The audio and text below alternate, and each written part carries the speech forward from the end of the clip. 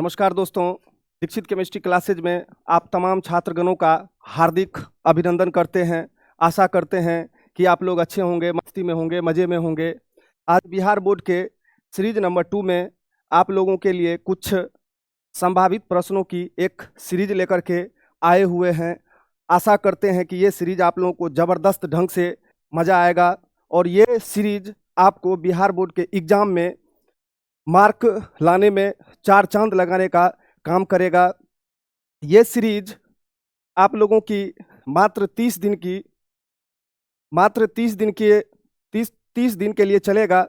इस सीरीज के माध्यम से आपका बिहार बोर्ड में आने वाले सभी प्रश्नों को बारीकी से समझा दिया जाएगा और बिहार बोर्ड में आने वाली सभी समस्याओं का निदान आपको इस सीरीज के माध्यम से हो जाएगा। वैसे विद्यार्थी जो हताश निराश थे कि सीरीज नंबर 2 कब आएगा, वो सीरीज आपको अब से लगातार बार बार आपके बीच में आते रहेगा। आशा करता हूँ कि आप लोगों को ये सीरीज ज़बरदस्त रूप से ज़बरदस्त तरीके से समझ में आएगा। चलिए बिहार बोर्ड के सीरीज नंबर 2 में देखते हैं कि इसमें हम लोग किन किन प्रश्नों को समझने का प्रयास करेंगे। तो देखिए दोस्त, बिहार बोर्ड के बोर्ड मॉडल में सब्जेक्टिव के साथ साथ ऑब्जेक्टिव की भी आपको संपूर्ण तैयारी करवाई जाएगी। इसमें सब्जेक्टिव के साथ साथ उन ऑब्जेक्टिव प्रश्नों को भी सम्मिलित किया गया है जो बिहार बोर्ड के नज़रिए से ज़बरदस्त एवं मोस्ट वीवीआई ऑब्जेक्टिव होता है। तो चलिए दोस्त, देखते हैं सीरीज नंबर 1 में कौन सा प्रश्न है और उन प्रश्नों को हम लोग बारीकी से समझने का प्रयास करेंगे।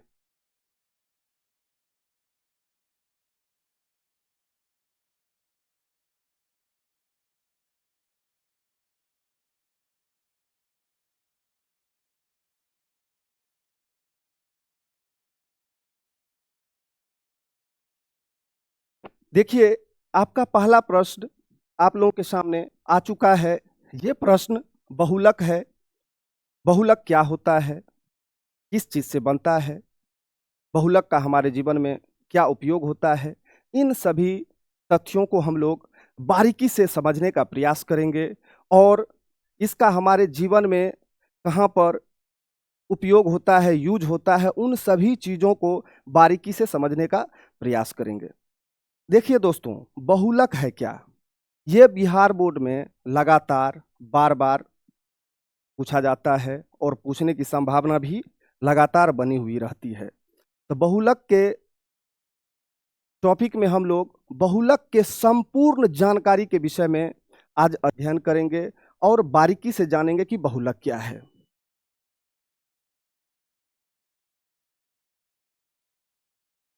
सबसे पहले देखिए, बहुलक होता क्या है। बहु प्लस लक, बहु प्लस लक यानी देखिए 2 शब्दों से मिलकर के बना हुआ है। सबसे पहला है बहु और दूसरा है लक। बहु का मतलब हो जाता है बहुत सारे, यानी कई प्रकार के, यानी जिसकी संख्या आपको इतना ज़्यादा हो सकता है कि आप उसको गिन भी नहीं सकते हैं, जिसको हम लोग कह सकते हैं प्रचुर मात्रा में, यानी कि बहुत ही ज़्यादा मात्रा में। और लक मतलब हो जाता है छोटी छोटी इकाई, यानी छोटी छोटी इकाइयों के समूह से एक बड़े आकार वाले अणुओं का निर्माण हो जाता है। उन्हीं बड़े आकार वाले अणुओं को हम लोग बहुलक कहते हैं। फिर से ध्यान दीजिए, छोटी छोटी इकाइयों के समूह से मिलकर के एक बड़े आकार वाले विशाल अणुओं का निर्माण हो जाता है। उन्हीं विशाल अणुओं को हम लोग बहुलक कहते हैं।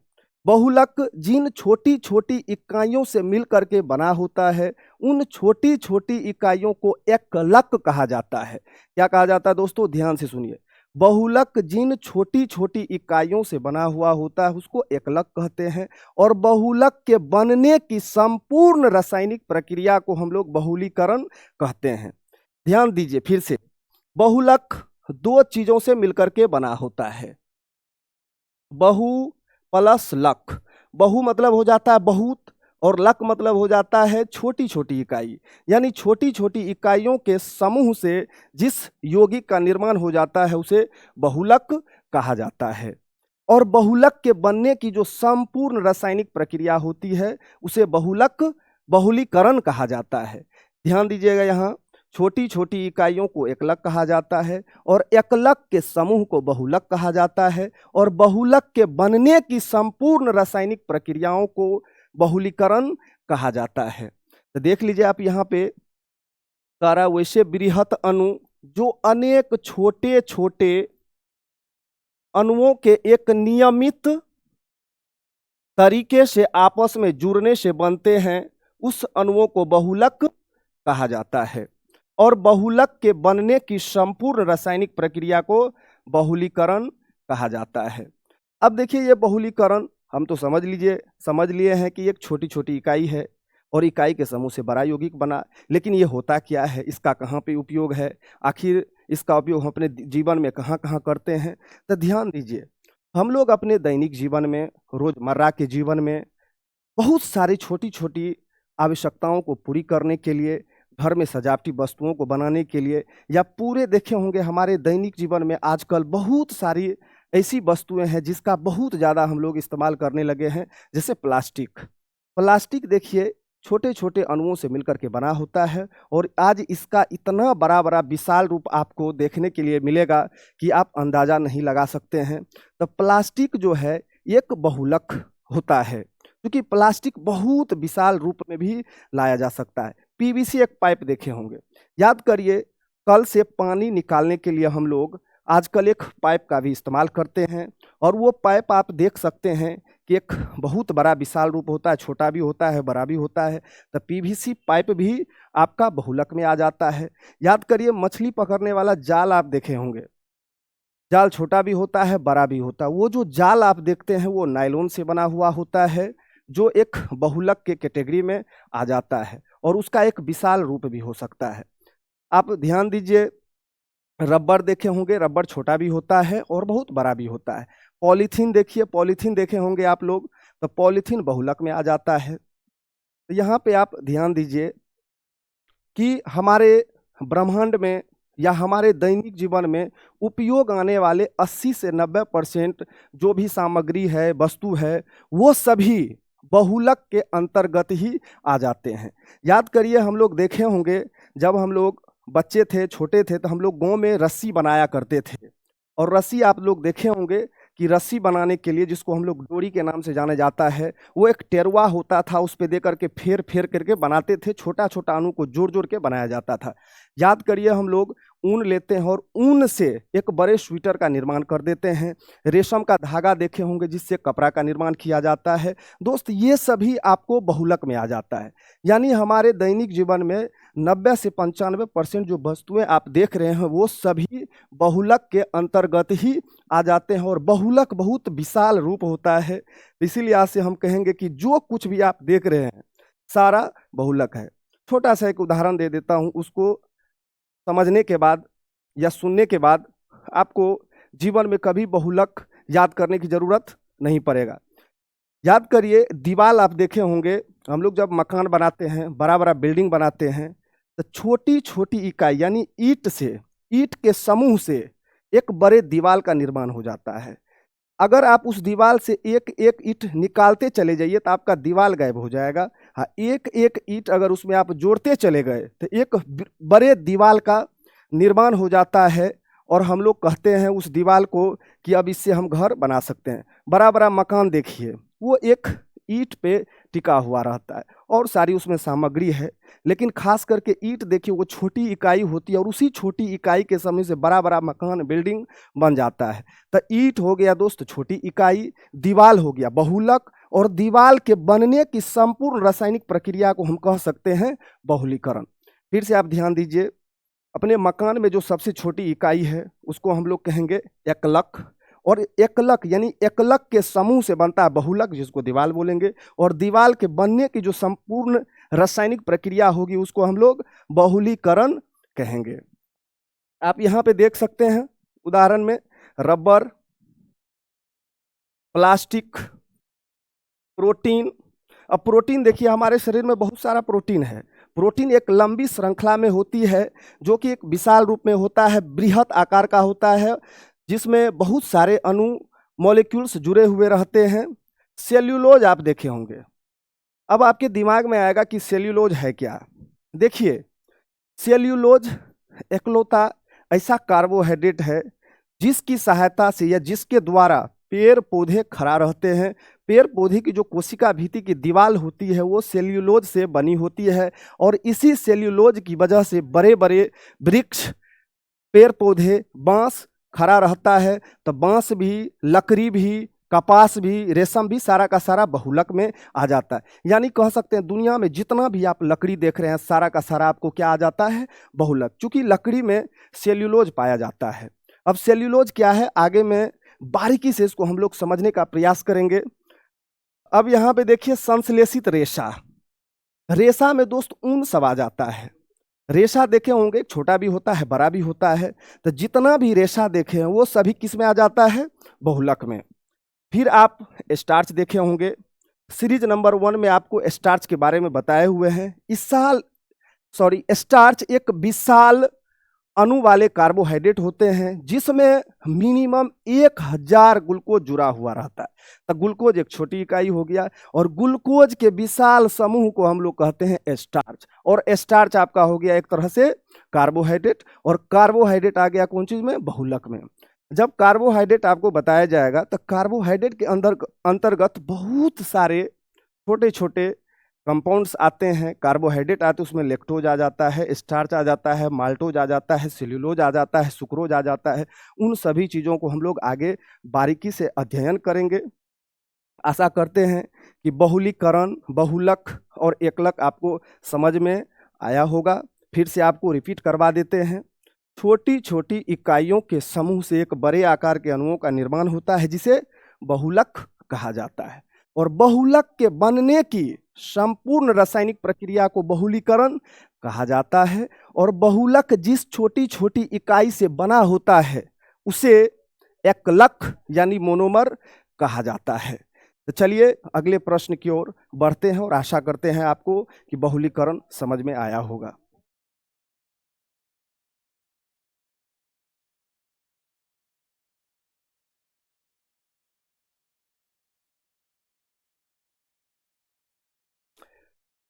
चलिए जानते हैं कि बहुलक का खोज सबसे पहले किसने किया था। तो देखिए बहुलक का खोज बहुत सारे वैज्ञानिकों ने मिलकर के किया था। इसमें बहुत सारा वैज्ञानिक है, उसका हम लोग उतना नाम नहीं ले पाएंगे क्योंकि इसमें अभी भी बहुत सारा कन्फ्यूजन है कि ये वैज्ञानिक क्या, वो वैज्ञानिक क्या। लेकिन कुछ खास वैज्ञानिक है जो सबसे पहले बहुलक के बारे में हम लोग को जानकारी दिए। उस जानकारी को हम लोग जानने का प्रयास करते हैं और देखते हैं। बहुलक का सबसे पहला खोज हर्मन स्टोनडिंगर ने किया था। उसके बाद देखिएगा बहुलक जब बन गया तो बहुलक के कैटेगरी में सबसे पहला बहुलक जो हम लोगों के जीवन में आया था कृत्रिम तरीके से या मानव ने जिसको बनाया था वो था बेकेलाइट। क्या था दोस्त? बेकेलाइट। उसके बाद आप देखे होंगे वालेस ह्यूम केरोथर्स थे जिन्होंने नायलॉन बनाया।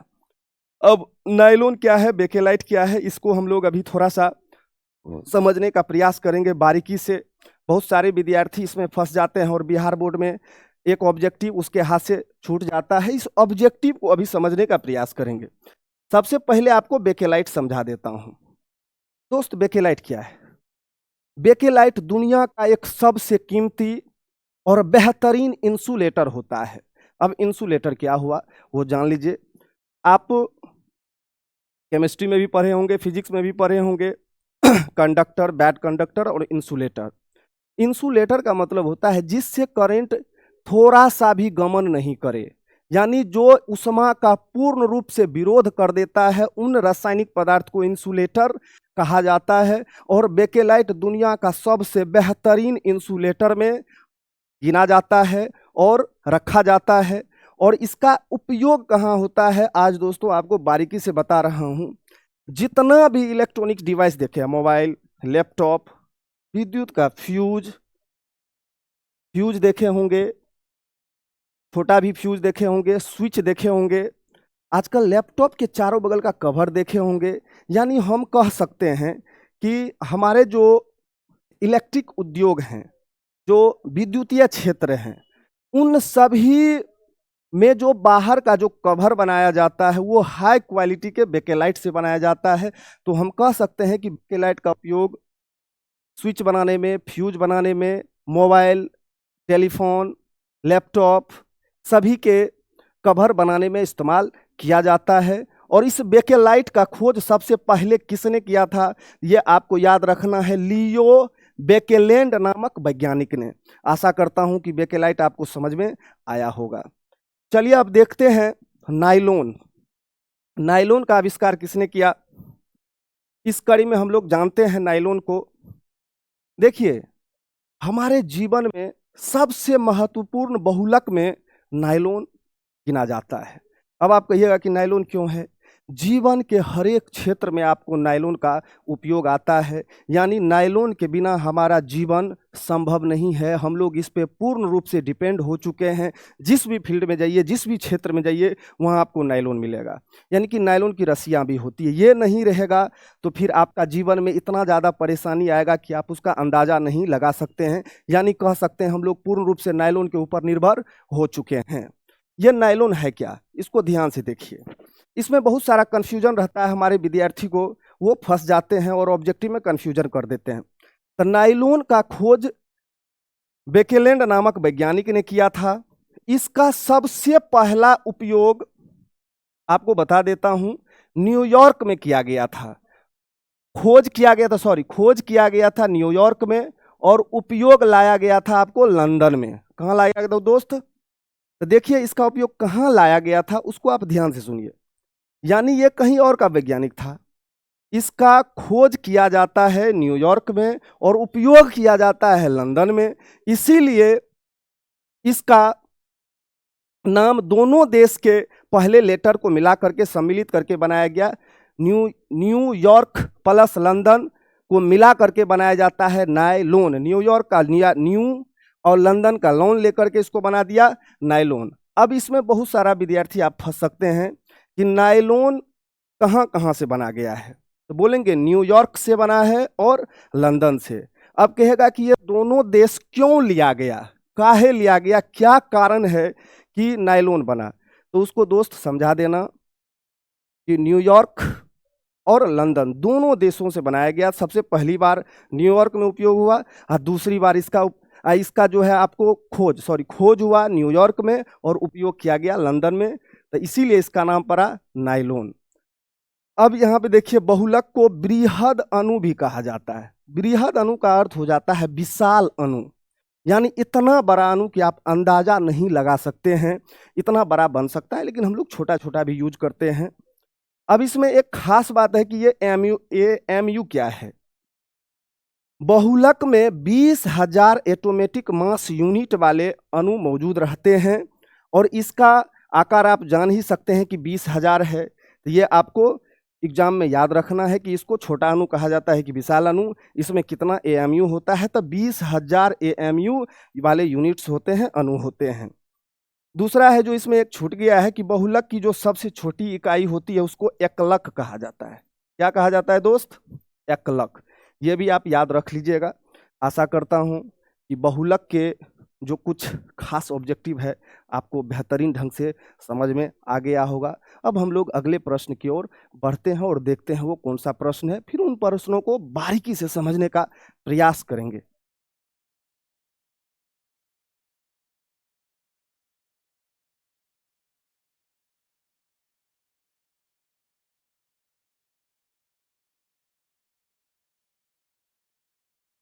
देखिए दोस्त, आप लोगों के बीच एक जबरदस्त प्रश्न टॉपिक आ चुका है, प्राकृतिक बहुलक।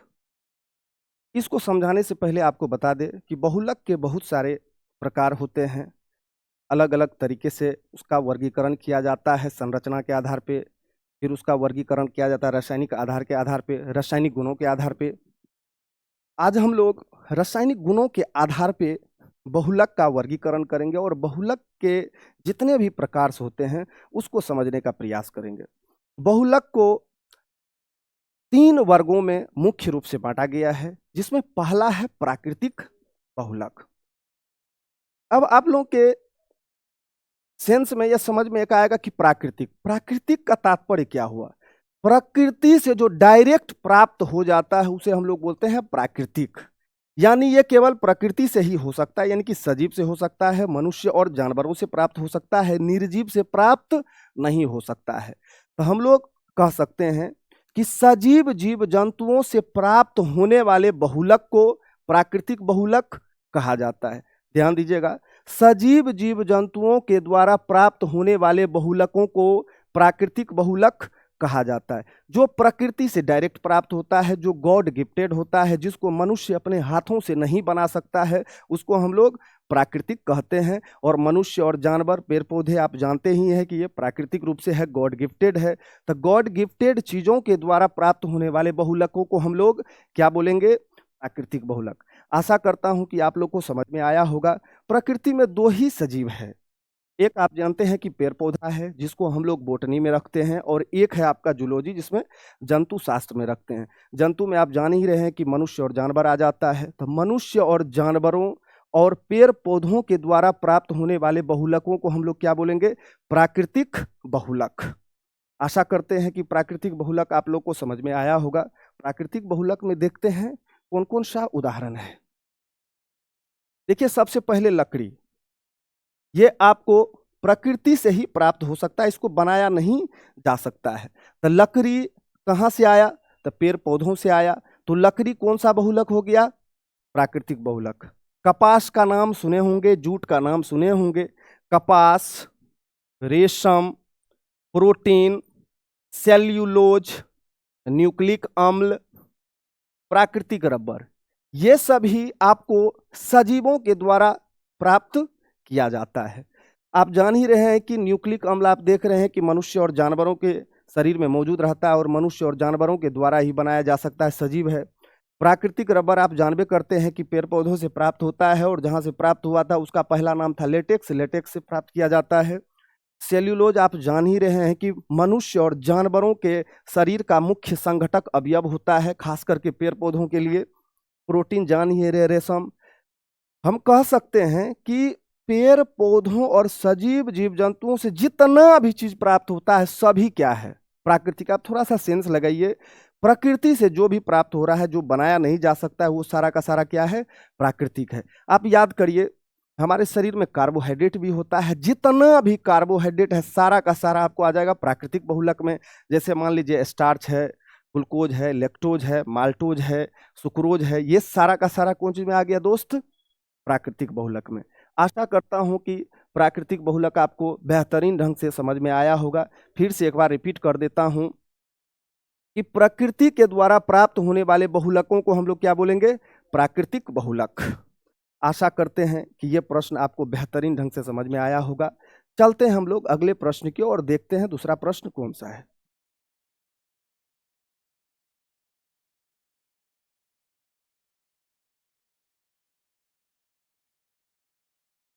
अब यहाँ पे आप देखिए, प्राकृतिक बहुलक से संबंधित कुछ ऑब्जेक्टिव प्रश्न है जो एग्जाम में लगातार बार बार आते रहता है, और इसमें विद्यार्थी अक्सर फंस जाता है और ऑब्जेक्टिव नहीं बना पाता है।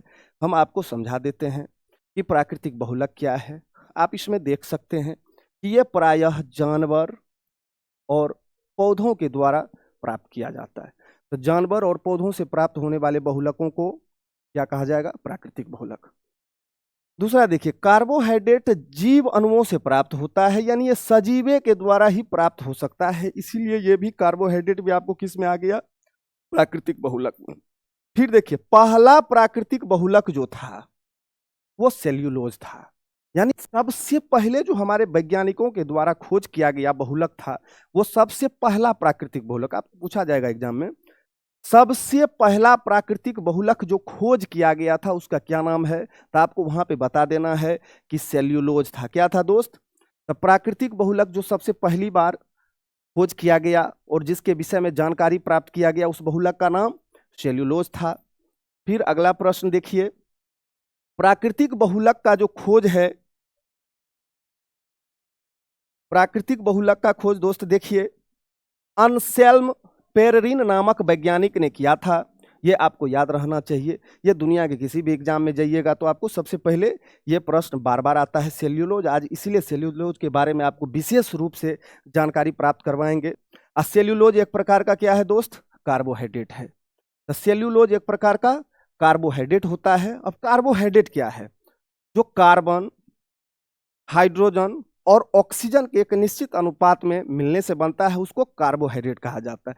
यानी कार्बन और हाइड्रेट के अणु मिल करके कार्बोहाइड्रेट का निर्माण करता है। और सबसे शक्तिशाली कार्बोहाइड्रेट में अगर कोई आता है तो वो है सेल्यूलोज। क्या है दोस्त? सेल्यूलोज। दूसरा देखिए, सेल्यूलोज में हजारों ग्लूकोज मौजूद रहते हैं। ऑब्जेक्टिव में पूछा जाएगा कि एक सेल्यूलोज में कम से कम कितना ग्लूकोज के अणु मौजूद रह सकते हैं। सोचिए दोस्त, आपको अभी हम बोले थे कि बहुलक जो होता है कि विशाल अणु होता है। अब विशाल अणु को आप सोच सकते हैं कि इसमें हजारों ग्लूकोज है। आप सोच सकते हैं कि हजारों ग्लूकोज है तो ये कितना ताकतवर और कितना मजबूत होगा, आप इसका अंदाजा भी नहीं लगा सकते हैं। और इसी सेल्यूलोज की वजह से पेड़ पौधे मजबूती रूप से खड़ा रहता है, ताकतवर रहता है और जल्दी गिरता नहीं है। तो हम लोग कह सकते हैं पेड़ पौधों के कोशिका भित्ति की जो दीवार होती है वो कौन चीज से बना होता है, जिसको हम लोग लकड़ी का साल बोलते हैं, साल, वो कौन चीज से बना होता है? सेल्यूलोज से। तो पेड़ पौधे किस चीज पे टिका हुआ है? पेड़ पौधे में भोजन का सोर्स क्या है और पेड़ पौधे इतना ज्यादा शक्तिशाली क्यों होता है? आप अंदाजा आज लगा लीजिए, किसकी वजह से? सेल्यूलोज की वजह से। सेल्यूलोज खास करके जल में दोस्त क्या होता है? अघुलनशील होता है। क्या होता है दोस्त? तो सेल्यूलोज आपको ऑब्जेक्टिव में पूछा जाएगा कि सेल्यूलोज को जल में घुलाया जाता है कि नहीं घुलाया जाता है, तो बोलेंगे ये जल में क्या होता है? अघुलनशील होता है। चलिए अगले ऑब्जेक्टिव की ओर देखते हैं कि सेल्यूलोज अपघटनशील होता है। अब देखो, सेल्यूलोज अपघटनशील क्या होता है? आपको अक्सर पूछा जाएगा अपघटनशील। अपघटनशील का मतलब होता है जो पेड़ पौधों के द्वारा प्राप्त होते हैं और आसानी से सड़ गल करके नष्ट हो जाते हैं, उसको बोलते हैं जैव निम्नीय, या जो जीवों के द्वारा सड़ा गला के नष्ट किया जाए। देखिए यहाँ पे लकड़ी में आप लोग देखे होंगे अक्सर दीमक लग जाता है, घुन लग जाता है और लकड़ी को खोखला बना देता है। तो वो छोटा छोटा कीड़ा होता है जो लकड़ी को क्या किया जाता है? खा लिया जाता है या सड़ा दिया जाता है। आप देखे होंगे अक्सर लोग कहता है कि हमारे जो लकड़ी है उसमें घुन लग गया, लकड़ी सड़ गया। और लकड़ी वाला जो पुराना पुराना आइटम्स देखे होंगे कि पानी अगर उस पर पड़ जाता है तो अपने आप सड़ गल के वो नष्ट हो जाते हैं। तो अपघटनशील का मतलब हो जाता है जैव निम्नीय, जो जीवों के द्वारा आसानी से सड़ा गला करके नष्ट कर दिया जाता है। तो सेल्यूलोज एक प्रकार का वैसा कार्बोहाइड्रेट होता है जिससे लकड़ी बनता है। और सेल्यूलोज जल में घुलनशील नहीं है, लेकिन ये कुछ खास दिनों के बाद, कुछ समय के बाद एक स्थिति ऐसा आता है जीवों के द्वारा इसको खा पी करके सड़ा गला करके नष्ट कर दिया जाता है। इसीलिए अक्सर देखे होंगे बड़ा बड़ा लकड़ी में घुन लग जाता है और वो सड़ जाता है और खराब हो जाता है। तो आज हम लोग कह देंगे कि सेल्यूलोज जैव निम्नीय होता है, बायोडिग्रेडेबल में आ जाता है, जिसको हम लोग अपघटनशील भी कह सकते हैं। अब यहाँ पे देखिए, सेल्यूलोज पौधों की कोशिका के दीवारों में भी पाया जाता है। कोशिका के दीवारों में, जिसमें पेड़ पौधे खड़ा रहते हैं। पौधों को मजबूती और स्थिर प्रदान करने के लिए सेल्यूलोज ही मेन कारक होता है। तो आशा करते हैं कि सेल्यूलोज आपको बेहतरीन ढंग से समझ में आया होगा। तो चलिए हम लोग अगले प्रश्न की ओर बढ़ते हैं और आशा करते हैं कि ये ऑब्जेक्टिव आपको समझ में आया होगा बेहतरीन ढंग से।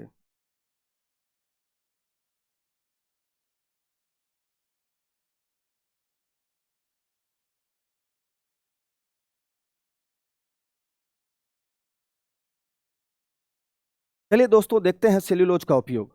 हम लोग जिस कागज पे लिखने का काम करते हैं, वो कागज छोटा होता है या बड़ा होता है, वो सभी कागज जो है वो कौन चीज से बना होता है? सेल्यूलोज से बना होता है।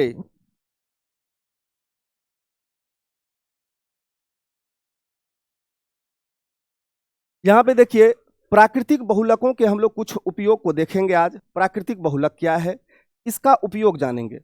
प्राकृतिक बहुलक कागज बनाने में किया जाता है।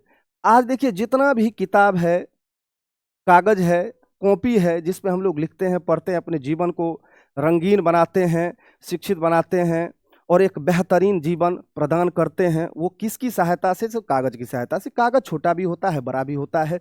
इसीलिए देखे होंगे पेपर से बहुत बड़ा बड़ा पेपर आता है, वो बहुलक के कैटेगरी में आ जाता है। और वो पेपर कौन चीज से बना होता है दोस्त? सेल्यूलोज से बना होता है। लकड़ी बनाने में फिर पलाई सब का नाम देखे होंगे कि छोटा छोटा पलाई सब आजकल मार्केट में नया आ गया है वो बनाने में। कपड़ा देखे होंगे, प्राकृतिक कपड़ा सब आ गया है, रेशम का, सूत का कपड़ा सब, सूती जिसको कॉटन कपड़ा भी हम लोग बोलते हैं और जल्दी फट जाता है। खाद्य पदार्थ देखे होंगे कि खाद्य पदार्थ इसलिए बनाया जाता है कि यह आसानी से सड़ गल जाए और उर्वरा शक्ति को, खेत की शक्ति को, उपजाऊ को, फसल के उत्पादन क्षमता को बढ़ा दे, उसमें हम लोग खाद्य पदार्थ बनाने में करते हैं। फार्मास्यूटिकल क्या होता है? दवाई के क्षेत्र में, मेडिसिन के क्षेत्र में उपयोग आने वाले बहुलक को प्राकृतिक बहुलक हम लोग कहते हैं। ये प्राकृतिक बहुलक बहुत ही बेहतरीन होते हैं। आशा करते हैं कि आपको समझ में आया होगा। चलिए अगले प्रश्न की ओर बढ़ते हैं।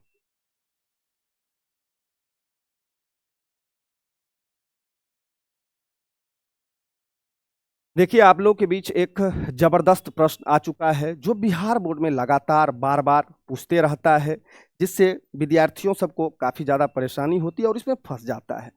यहाँ देखिए, ये शब्द में ही डिफिनेशन छुपा हुआ है। अगर आप में वो क्षमता है, वो पावर है आपको सुनने की या देखने की, जो सोच समझ है, तो आप उस डिफिनेशन को देख करके भी, उस शब्द से भी आप डिफिनेशन निकाल सकते हैं। यहाँ देखिए वही चीज़ लिखा हुआ है। यहाँ पे दो शब्द है, एक है अर्ध और एक है संश्लिष्ट। अब देखिए, एक है अर्ध और एक है संश्लिष्ट। अर्ध क्या होता है? अर्ध का मतलब हो जाता है आधा और संश्लिष्ट का मतलब हो जाता है कृत्रिम तरीके से, यानी जो आधा कृत्रिम हो, हाफ कृत्रिम हो, हाफ मानव निर्मित हो। तो आधा अब क्या हो जाएगा? तो बोलेंगे हम लोग आधा प्राकृतिक लेंगे और आधा मानव निर्मित लेंगे, और मानव निर्मित और प्राकृतिक दोनों के कॉम्बिनेशन से, दोनों के मिश्रण से जो एक बहुलक बनाएंगे, उस बहुलक को हम लोग क्या बोलेंगे? अर्ध संश्लिष्ट बहुलक। यानी कह सकते हैं कि प्राकृतिक बहुलकों में कुछ रासायनिक पदार्थ मिला देने से जो नया बहुलक बनता है उसको हम लोग क्या बोलेंगे? अर्ध संश्लिष्ट बहुलक। याद करिए, प्राकृतिक बहुलक में कुछ रासायनिक पदार्थ के मिला देने से जो बहुलक बनता है उसको हम लोग क्या बोलेंगे? अर्ध संश्लिष्ट बहुलक। आधा प्राकृतिक और आधा मानव निर्मित बहुलक को हम लोग क्या बोलेंगे? अर्ध संश्लिष्ट। आप देख सकते हैं वैसा बहुलक जो प्राकृतिक बहुलकों के रासायनिक रूपांतरणों के द्वारा बनते हैं उसे अर्ध संश्लिष्ट बहुलक कहा जाता है। दोस्तों, आशा करता हूं कि यह समझ में आया होगा। तो प्राकृतिक बहुलकों के रासायनिक रूपांतरण से बनने वाले बहुलक को हम लोग क्या बोलेंगे? प्राकृतिक बहुलक। आप यहाँ पे देख सकते हैं कि सेल्यूलोज प्राकृतिक है और एसीटेट मानव निर्मित है, कृत्रिम है। फिर सेल्यूलोज और नाइट्रेट, ये सभी आपको अर्ध संश्लिष्ट में आ जाता है, और अर्ध संश्लिष्ट में प्राकृतिक रहेगा ही रहेगा, नहीं तो ये बनेगा नहीं। आशा करता हूं कि ये प्रश्न आपको बेहतरीन ढंग से समझ में आया होगा। अगले प्रश्न की ओर बढ़ते हैं और देखते हैं वो प्रश्न कौन सा है, फिर उसको बारीकी से समझने का प्रयास करेंगे।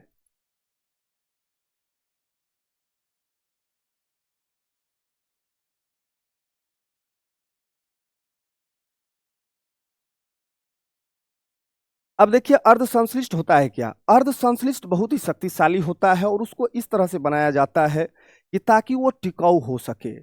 यानी जब प्राकृतिक बहुलक का हम लोग इस्तेमाल करते थे तो कीड़ों मकोड़ों के द्वारा या हमारे जल नमी के कारण वो सड़ गल के नष्ट हो जाते थे। नष्ट हो जाने के कारण आदमी को परेशानी होता था, तो सोचा इसको थोड़ा सा टिकाऊ बना ले ताकि जीवन में ज़्यादा दिन तक ये टिके और हम लोग को आर्थिक समस्या या आर्थिक परेशानी नहीं हो। उससे बचने के लिए ये वैज्ञानिकों ने बनाया है। तो हम इसको कह सकते हैं अर्ध संश्लिष्ट को, ये जैव निम्नीय होते हैं। जैव निम्नीय अभी खुद बोले थे कि प्राकृतिक बहुलक के रूपांतरण से जो भी बनेगा सड़ गल के एक नष्ट हो जाएगा बायोडिग्रेडेबल में। फिर ये जल प्रतिरोधी होते हैं। अब ये जल प्रतिरोधी क्यों होते हैं? आजकल आप लोग मॉल जाते होंगे, सिनेमा हॉल जाते होंगे, सामान खरीदने के लिए जाते होंगे, तो एक थैला आप लोगों को दिया जाता होगा और बोलता होगा कि पॉलीथीन पे रोक लगा दिया गया, थैला लीजिए। उस थैला में भी अगर आप कोई चीज़ देते हैं तो वो देखे होंगे कि थोड़ा सा उसमें पानी उनी नहीं जाता है, लेकिन कुछ दिनों के बाद आप देखते होंगे वो सड़ गल के फट जाएगा, टूट जाएगा। तो वो सड़ गल के नष्ट भी हो जाता है। तो वो किस में आ जाता है? जल प्रतिरोधी में। तो इसका जल प्रतिरोधी में भी किया जाता है। इसका आकार स्थिर होता है, बदल नहीं सकते हैं आप। जो बैग जो आजकल आपको मिल रहा है वो पॉलीथीन टाइप का एक होता है, नमराइएगा वो फट जाएगा, वो नमर नहीं सकता है, बड़ा नहीं हो सकता है। तो इसका आकार हमेशा प्रायः क्या होता है? स्थिर होता है। ये विद्युत रोधी होते हैं। ये आपको करंट पैदा नहीं करने देते हैं, करंट को गमन करने नहीं देते हैं। तो अर्ध संश्लिष्ट विद्युत रोधी में आ जाता है और खास करके ये प्रकाश रोधी भी होते हैं। प्रकाश रोधी मतलब प्रकाश को जाने से रोक देता है। जैसे आप लोग देखेंगे आजकल जो है कपड़ा सब भी कुछ कुछ ऐसा है जो सरगल जाता है, तो प्रकाश को रोकने के लिए भी इसका इस्तेमाल किया जाता है। दोस्तों आशा करता हूं कि ये प्रश्न आपको बेहतरीन ढंग से समझ में आया होगा। अब हम लोग अगले प्रश्न की ओर बढ़ते हैं। चलिए देखिए, बिहार बोर्ड के अगले प्रश्न की ओर हम लोग बढ़े हैं और ये प्रश्न इतना जबरदस्त है कि आप आशा नहीं लगा सकते। हमारे जीवन के हर एक क्षेत्र में इसी का उपयोग हो रहा है आजकल। संश्लिष्ट बहुलक क्या है?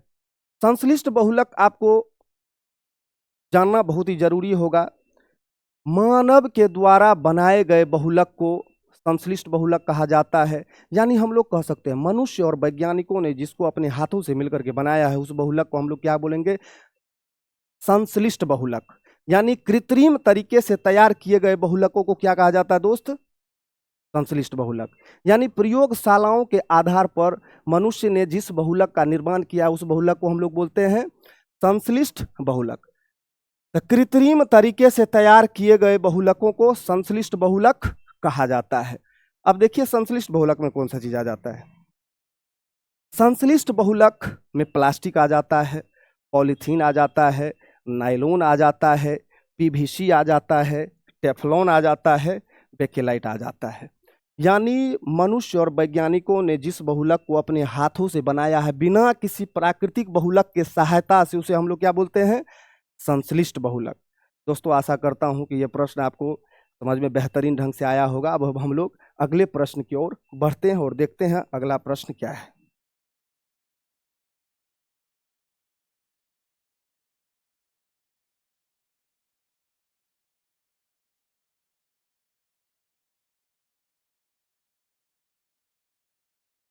अब देखिए अगले प्रश्न की ओर हम लोग बढ़ते हैं और बिहार बोर्ड में हमेशा बार बार इससे एक ऑब्जेक्टिव एक सब्जेक्टिव आने की संभावना लगी हुई रहती है और ये प्रश्न है अयस्क। अयस्क क्या है? देखिए हमारे जीवन में अयस्क वैसे भी बहुत ही महत्वपूर्ण है, इसको जानना बहुत ही बेहतरीन है। ये अगर आप नहीं जानते हैं तो जीवन के किसी भी क्षेत्र में अगर आप जाते हैं तो वहाँ आप फंस सकते हैं। इसीलिए आज हम लोग जानेंगे कि अयस्क होता क्या है। अब देखिए अयस्क, अयस्क कहते किसे हैं? इसमें एक शब्द है खनिज। अब यहाँ एक शब्द देखिए आप लोग कि इसमें आप लोगों को ध्यान देना है। यहाँ पे मेन शब्द आप देख लीजिए खनिज। खनिज है क्या?